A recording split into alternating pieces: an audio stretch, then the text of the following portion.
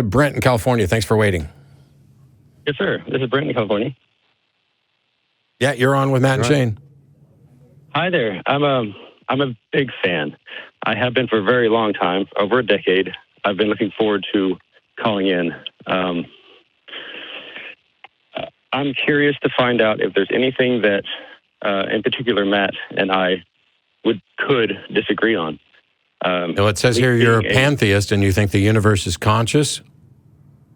I think so, yes, sir. Why? Because that's the way that it makes sense to me. If I were to put together everything... Yeah, then there's something we could disagree on. Yeah, I was going to say, it sounds like the first thing you called in to talk about isn't something he would agree with. What makes sense to you isn't relevant to what is. I suppose you're correct. And I understand that you are an agnostic atheist. Depending on definitions of knowledge, yeah. I suppose the entire call could be cut very short by saying, agreed, so what? But I've never come up with anything that I could ever debate you with, Matt. Well, if your goal was to just after 10 years call up with something to debate me on and you haven't come up with anything to debate me on, then just keep listening. I could listen. Yes. Cool. Because I'm not a pantheist. I don't see any reason to think the universe is conscious. I think parts of the universe are conscious. That's us. But, you know, there's nothing about the universe that gives me any sort of impression or evidence for a universal consciousness. And I want to get on to asking you, why is it that you think the universe is conscious?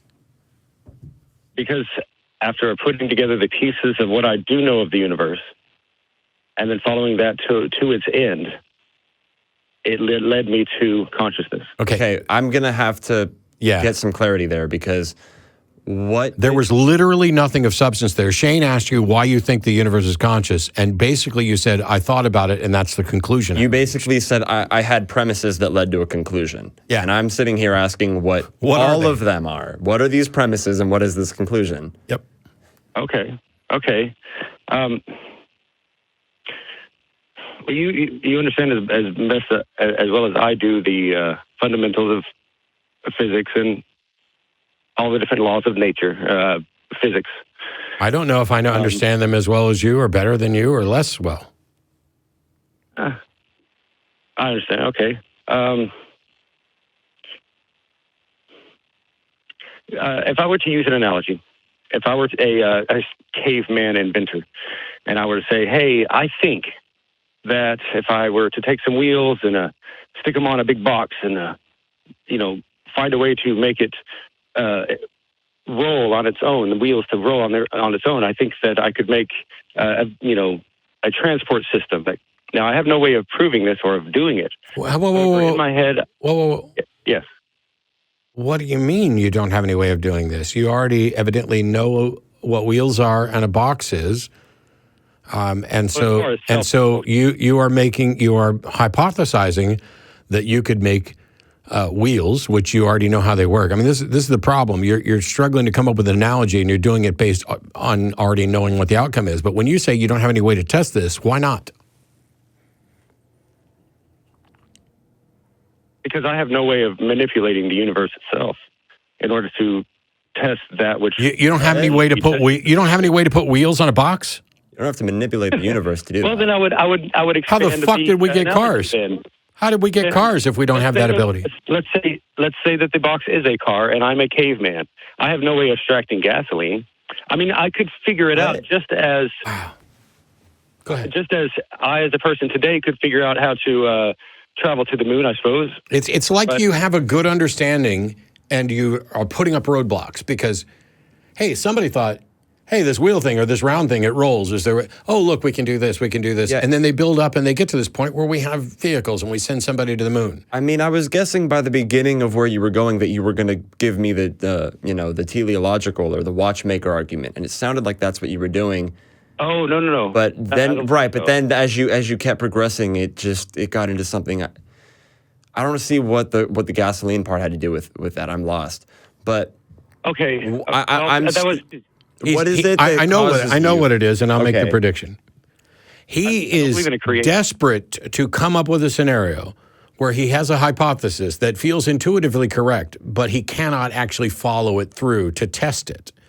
And yet he wants to be justified in reaching the conclusion without actually doing the test. Does that sound relatively accurate to you? You're asking me? It is possible, I suppose. Okay, I appreciate that. So do you think that maybe you're just trying to justify something that you want to believe in? Because it sounds like you don't seem to think that your justification is sound. Like it seems like you're still trying to justify it. I could see the argument. I don't have any motivation or reason to believe in what I believe, other than that's what makes sense to me. I don't believe in a heaven or hell. I don't see why it makes sense to you that the universe is consciousness. Like, I still haven't gotten anything that leads me there. Or, like, I'm still trying to understand how you arrived at that. But just to put the final nail in your analogy, the time to believe that a gasoline-powered vehicle is a plausible means of transportation is after we've done the actual testing, not for a caveman. The fact that a caveman might think that, not that he knows what gasoline is or whatever else, but might see a wheel and hypothesize about what might be possible in the future doesn't mean that he's justified in reaching that conclusion, because he also might look at a bird and conclude that we can then fly to another star in our lifetime.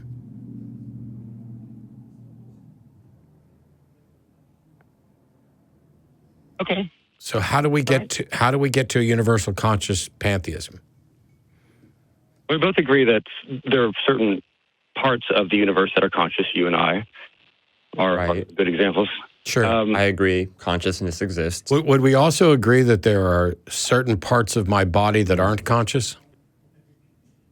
As far as we know, yes. Yeah. So like, for example, my fingernails, we have no reason to think they're conscious, right?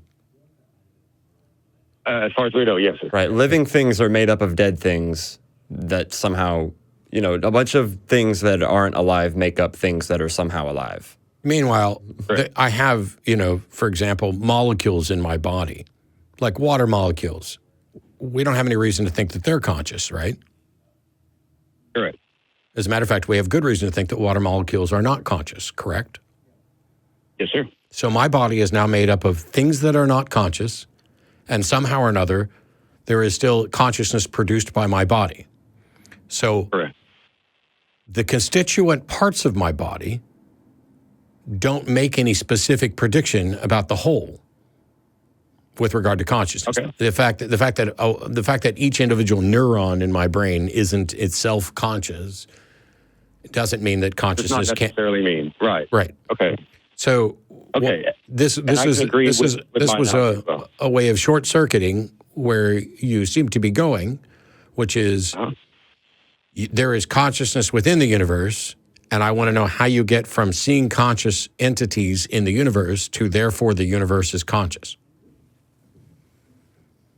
To put it all short, I guess I would have to say my own mental construct of how it's all put together. And, to go into detail would take a lot of time, and it still wouldn't be proof, of course.